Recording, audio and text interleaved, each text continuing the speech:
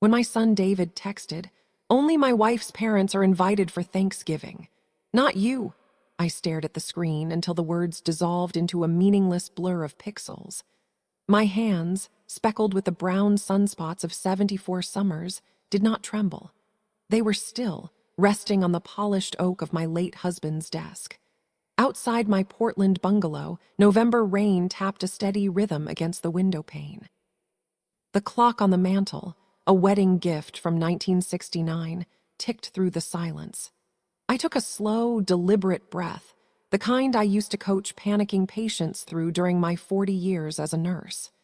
Then, I opened the bottom drawer, retrieved a manila folder thick with bank statements, and began to calculate. David and his wife Brittany didn't know it yet, but the $2,400 monthly mortgage payment I'd been making on their McMansion for the past 5 years, $144,000 total, stopped today. And the $85,000 down payment I gifted them. That was about to become the most expensive lesson of their lives. My name is Margaret. I'm 74, a retired RN who spent most of my career in the oncology ward at Providence, Portland, holding hands with the dying and celebrating with the survivors. My husband, Robert, was a civil engineer who built bridges. He died 8 years ago, a massive heart attack that felled him as suddenly and finally as a timbered oak. One minute he was complaining about the soggy toast at our favorite breakfast nook. The next he was gone, leaving behind a silence so profound I thought it would swallow me whole. I remember the specific weight of his hand in mine. It was always warm, the fingers broad and calloused from his workshop, yet surprisingly gentle. He'd bring me a single cup of coffee every morning, the cream stirred in just so. "For my favorite girl," he'd say, even when I was 60 and my hair was more gray than brown. Our life was built on quiet rituals, Saturday farmers' markets, Sunday crossword puzzles fought over with good-natured bickering, evening walks through our Laurelhurst neighborhood where he'd name every tree. He left me comfortable, the house paid off, a solid pension, and investments that, while modest, were enough. But he also left me lonely. The space beside me in our queen-sized bed became a vast, cold continent. David was our only child, my miracle baby, born after 2 miscarriages and a decade of hopping. I have a memory so vivid it feels like I can step into it. He's 5, in red rain boots, splashing in a mud puddle in our backyard after a spring storm. His laughter, high and unbridled, rings through the damp air. Robert is filming with a clunky camcorder, his own laughter a rumble beneath David's shrieks. I'm on the porch, my hands wrapped around a mug of tea, feeling a fullness in my chest so potent it aches. This, I thought, this is everything. That boy grew into a kind, if somewhat aimless, man. He drifted through community college, tried his hand at landscaping, then real estate. He met Brittany when he was 32. She was a marketing director, all sharp edges and ambition with a smile that didn't quite reach her eyes. I remember the first dinner. She praised my pot roast, but her gaze was cataloging our furnishings, the age of our appliances, the lack of open concept. "David says you were a nurse," she said. Such asterisk noble work, but surely the money wasn't great. The comment was a small, cold stone dropped into the warm pond of the evening. The financial help began 6 years ago. David came over alone, his face pale, his fingers knotting together. "Mom, we found it, the dream house in Lake Oswego. It's got a backyard for kids, a gourmet kitchen, a media room. It's everything Brittany's ever wanted." He looked at me with his father's hazel eyes. "But the down payment, it's $85,000 more than we have. The bank says with a cosigner and a bigger down payment, we could." He trailed off. The number hung in the air, $85,000. It was nearly a third of the liquid savings Robert had left me. "That's a lot, David," I said softly. "I know, Mom, I know, it's just Brittany under so much pressure. Her job, her family, they expect certain things. And this house, it would show them I can provide. That we've asterisk made it. We'd pay you back, of course, slowly but surely. And you could come over all the time. Big Sunday dinners, the grandkids playing in the yard." He painted a picture of a bustling, multi-generational haven. My lonely house echoed around me. The thought of laughter in a kitchen, of little hands reaching for cookies, of being needed, it was a potent antidote to the quiet. I said yes. Of course I said yes. What mother wouldn't want to give her child a foundation? I wrote the check, feeling a mix of pride and vertigo. 2 months later, the call came. Mom, the mortgage, it's higher than we calculated. Property taxes in Lake Oswego are insane. Brittany's commission is delayed. Could you, just for a few months, cover the payment? Just until we get on our feet? His voice was strained. The few months became a permanent line item in my budget. $2,400 transferred on the first of every month like clockwork. I adjusted. I stopped getting my hair done at the salon. I delayed replacing my aging car. It was fine. I was helping my boy build his dream. The first warning sign was subtle. Brittany started referring to the house as asterisk hers asterisk. My asterisk granite countertops, she'd say. My asterisk landscaping. David began to fade into the background of their own narrative. Visits became less frequent. We're so busy, Margaret, Brittany would sigh into the phone. The Lake Oswego social scene is asterisk nonstop asterisk. Charity galas, neighborhood potlucks, it's exhausting. When I did visit, the atmosphere was chilly.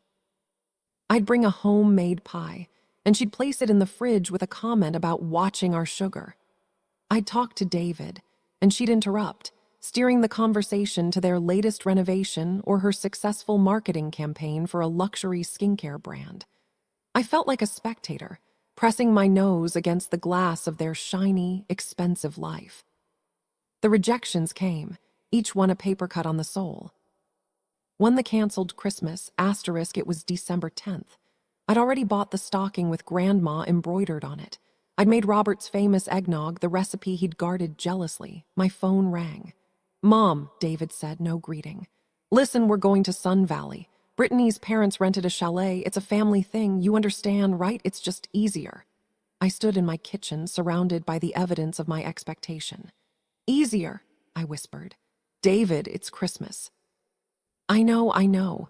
But Mr. and Mrs. Sterling, Brittany's dad, he's got this heart thing, and the mountain air, look, we'll do something in January, okay? The line went dead. I poured the eggnog down the sink, watching the creamy liquid swirl away, taking my hopes with it. 2, the shortening calls, asterisk our weekly calls. Once 30-minute marathons of gossip and updates shrunk. Hi, Mom, good, you? Good, work's crazy. Brittany says hi, gotta run. Click, I'd be left holding the phone, a half-formed story about my neighbor's rose bushes dying on my lips. I started scripting questions in advance, trying to hook his attention. How's the car running? Fine. See any good movies? Nah, busy. The disconnect was a physical ache. 3, the chilly visit. Asterisk I drove to Lake Oswego last April, unannounced, with a basket of spring tulips. Brittany answered the door in yoga gear, her phone pressed to her ear. She didn't mute it. No, just the mother-in-law, unexpected, a total drag. She waved me in without a word. David was in the media room, eyes glued to a football game. Hey, Mom, he said, not getting up. I sat on the edge of a stiff, white sofa that looked never used. The house was a museum of cool perfection. No toys on the floor, they'd been trying for a baby, but it was a topic now shrouded in silence. No cozy throws, just sharp lines and sterile beauty. I left after 20 minutes, the tulips still in my hand. For the forgotten birthday, asterisk Robert never forgot my birthday. Even in the ICU post-surgery, he'd scribbled a card with his left hand. My 70th came and went. No call, no text until 9 p.m., a single line from David. Happy B-Day, Mom, crazy day, sorry. I'd baked a small cake, for one. I ate a piece, the sweetness turning to ash in my mouth. The silence in the house was a living thing. 5, the grandchild barrier. Asterisk when Brittany finally got pregnant, I wept with joy. I knitted blankets, bought classic storybooks, dreamed of rocking a baby in the nursery that my asterisk money had helped create. After little Henry was born, access was strictly controlled. He's on a schedule, Margaret. He's napping. We're doing attachment parenting, too many visitors cause anxiety. I'd see photos on Brittany's meticulously curated social media. Henry with asterisk her asterisk parents at the zoo, at the country club, on lavish vacations. My requests for visits were met with a wall of excuses. Once, I overheard Brittany whisper to David in their kitchen, my hearing still sharp from decades of listening for faint breath sounds. "She's so old-fashioned. I don't want Henry picking up her vibes." My internal world became a prison of doubt. Nights were the worst. I'd lie awake at 3 a.m., the digital clock burning red numbers into the dark. What did I do wrong? Was I too clingy, not interesting enough? Did I not praise Brittany enough? I'd torture myself, replaying every interaction, searching for my sin. I withdrew from my book club, my garden club. Shame was a cloak I wore everywhere. How could I tell my friends my only son didn't want me? That I'd bought his love, and the currency had devalued. The financial demands were a chronic bleed. After the mortgage became my permanent duty, the emergencies started. $5,000 for a new roof after a hailstorm. I never saw damage.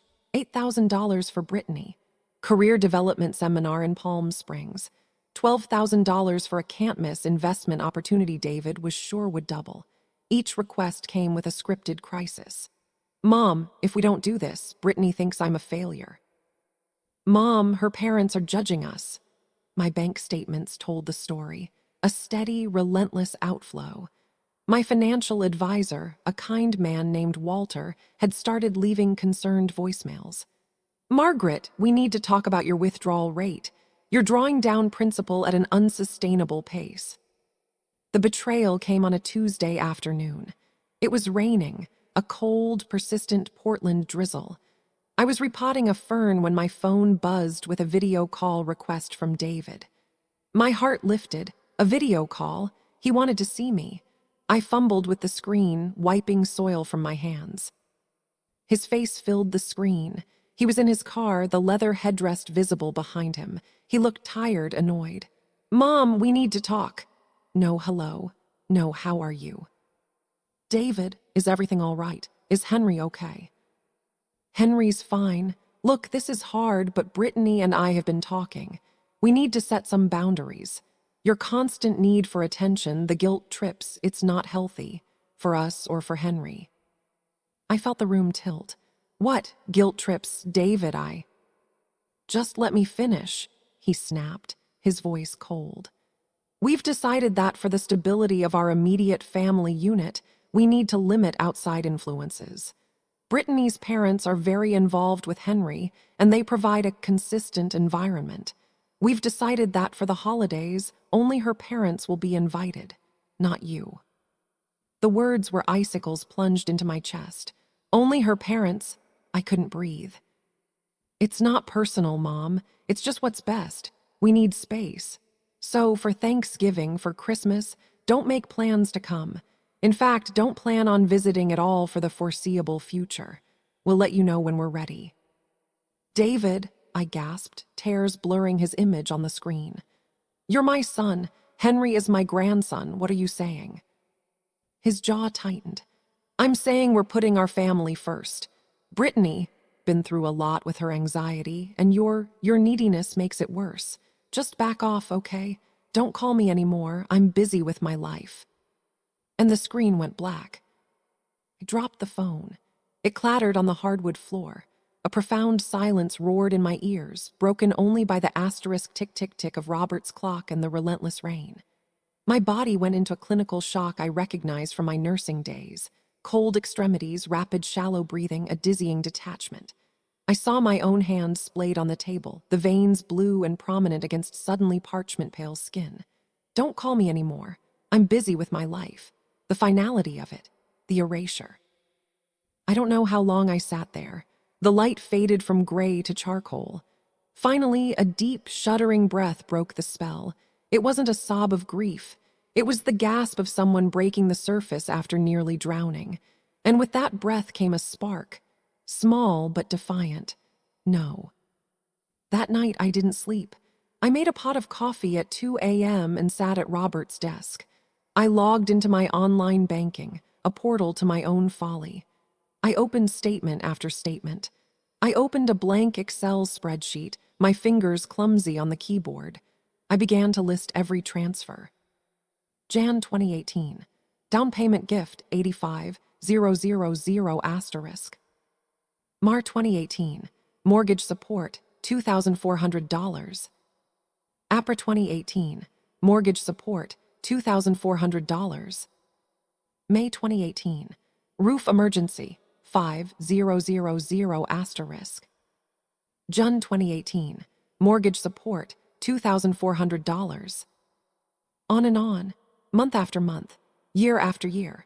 I created columns, date, amount, purpose, balance. I formatted the cells for currency, the numbers lining up in ruthless rows. The formula in the balance column grew with each entry. $85,000, $87,400, $89,800, $94,800. My stomach dropped as the total climbed. It was an abstract number until I saw it all together. This ledger of love exploited. $144,000 in mortgage payments alone. $85,000 down payment. $32,500 in emergencies. I typed the final formula, equals sum. The cell calculated it. $261,500. $261,500. I leaned back, my hand over my mouth. I could have traveled the world. I could have donated a wing to the hospital. I could have lived in comfort without a single worry. Instead, I had funded my own exile. The spark inside me grew from an ember to a flame. How dare they? The next morning, I looked in the mirror. The woman staring back had weary eyes, but a new set to her jaw. I made my coffee, the ritual grounding me. Then I picked up the phone. I didn't call a friend. I called the Oregon State Bar Association and asked for a referral for an attorney specializing in elder financial abuse and contract law. The law office of Patricia Chen was in a modest brick building in downtown Portland, not some sleek high-rise. I liked that. Patricia herself was in her 50s, with intelligent eyes and a no-nonsense demeanor. She listened for a full hour as I laid it out, spreading my bank statements and the printed Excel sheet before her. I showed her the text message. Only my wife's parents are invited for Thanksgiving, not you. I played the recording I'd started making after that call, my voice shaky but clear, detailing the financial history. Patricia steepled her fingers. Margaret, what you've described is a textbook case of undue influence and financial exploitation. The down payment was a gift, which is tricky. But the monthly mortgage payments, did you have any agreement, any written promise of repayment? He said they'd pay me back slowly. That was it.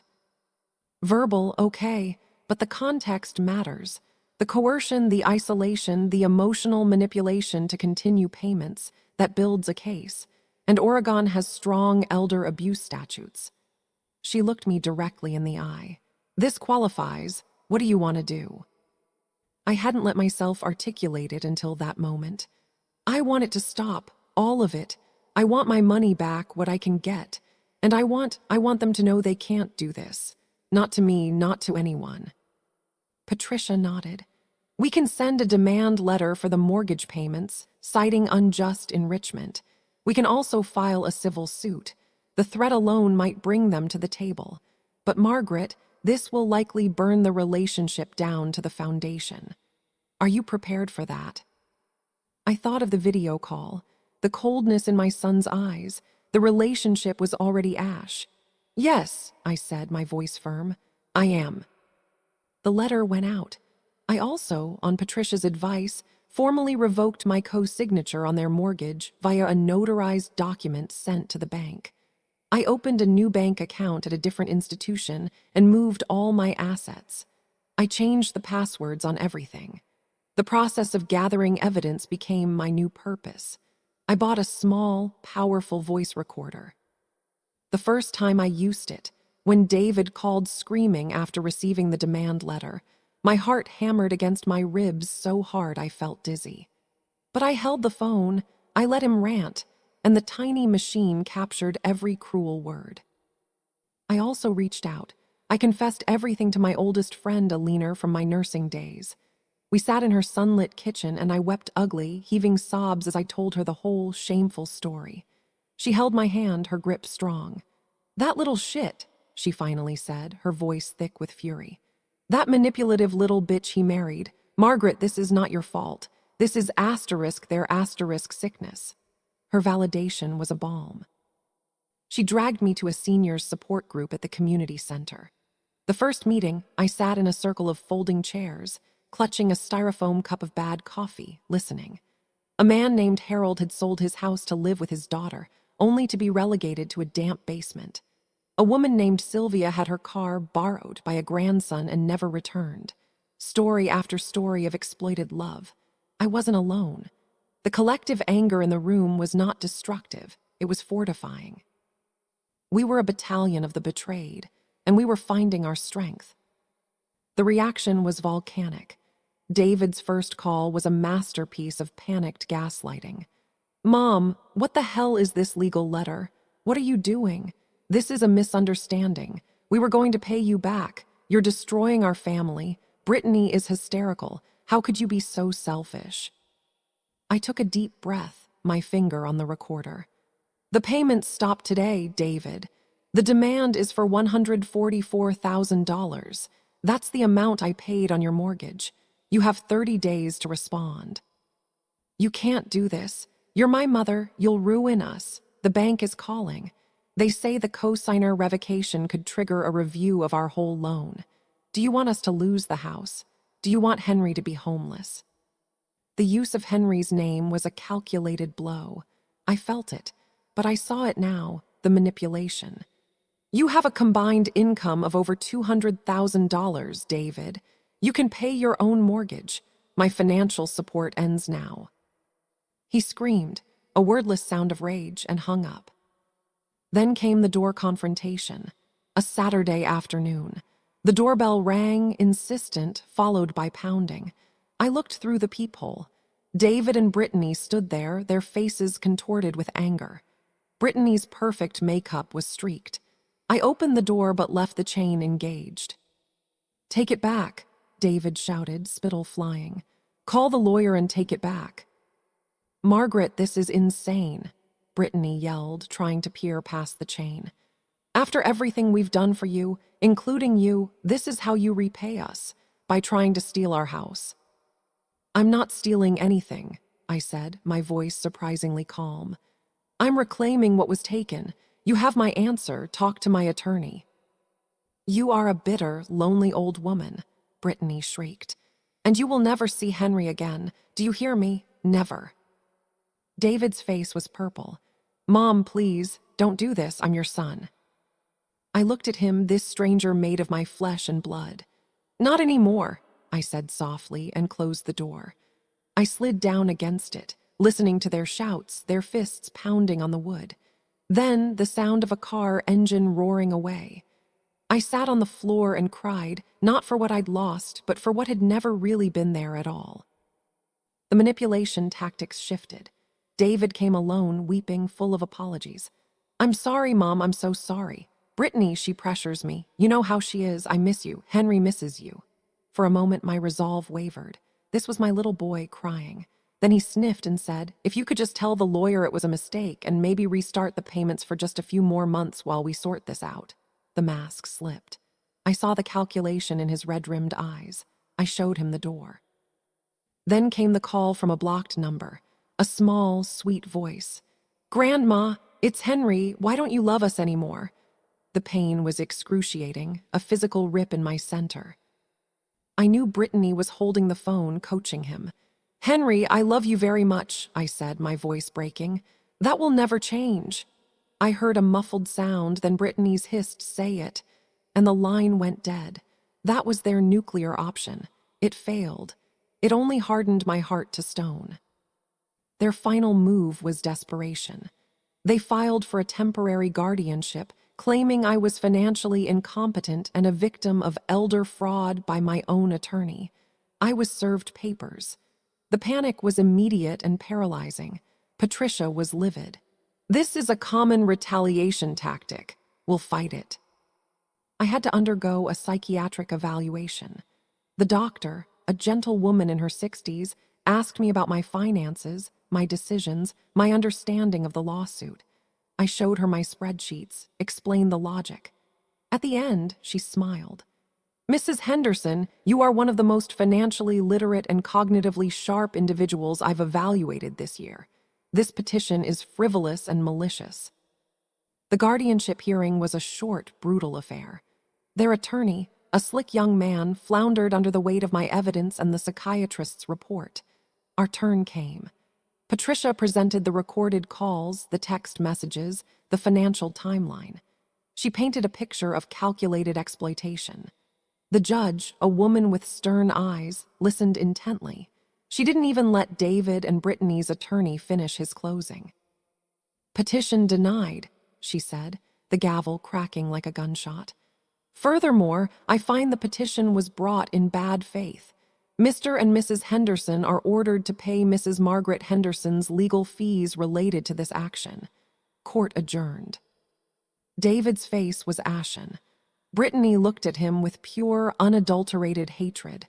They didn't look at me. The victory felt hollow and sharp and absolutely necessary. The financial settlement came later. Faced with the prospect of a public trial and the bank calling their loan due, they settled. I recouped $100,000 of the mortgage payments in a lump sum. It wasn't everything, but it was justice. The house in Lake Oswego was sold. They couldn't afford the payment without my subsidy. They downsized to a townhouse in a less prestigious zip code. The fallout was swift and satisfying in a dark way. The story, as these things do, leaked. The Lake Oswego gossip mill chewed them up and spat them out. Brittany's marketing clients, many of whom were older and wealthy, got wind of the elder abuse case. Her reputation dissolved. She was let go. David's real estate business dried up. Nobody wants an agent who exploits his own mother. The stress fractured their marriage. Last I heard through the grapevine, Evelyn is a wonderful source. Divorce proceedings have begun. Their shiny, perfect life was a facade, and I had pulled the curtain. My life now is different. Quiet again, but this quiet is peaceful, not lonely. I wake up and have coffee in my garden, where I've planted a riot of lavender and roses. I joined a pottery class at the community college and discovered I love the feel of cool, wet clay on my hands. I attend my support group every week, and now I'm the one offering the steadying hand to newcomers. I volunteer at the hospital library, reading to patients. The money I recovered, combined with my restored financial security, allows me to breathe without the constant anxiety of dwindling funds. I saw David once by accident at a Whole Foods 6 months ago. He was alone, looking at organic apples with a bewildered expression. He'd aged a decade in a year. Our eyes met across the produce aisle. For a second, I saw the ghost of the little boy in the rain boots. Then his face closed, hardening into resentment and shame. He turned and walked away. I felt a pang, not of longing, but of profound, enduring sadness for what he had chosen to become. I didn't follow him. I selected my apples, paid, and drove home. 1 year later, I am at peace. Do I have regrets? I regret that my son was not the man I hoped he was. I regret the years I spent blind. But I do not regret fighting back. Protecting yourself is not selfish. It is the final, necessary act of self-respect. My story is a warning and a plea. To any parent listening, from Portland or anywhere else, love your children, but do not set yourself on fire to keep them warm.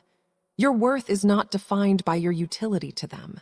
Your legacy is not a bank account to be drained. As for me, I sit here in my cozy living room, Robert's clock still ticking faithfully. The afternoon sun slants through the window, warm on my skin. I have a pottery class tomorrow and dinner with Evelyn on Friday. My life is my own again. It is simple, it is honest, and it is finally completely free. The last mortgage payment was more than a financial transaction. It was the price of my emancipation, and it was worth every penny.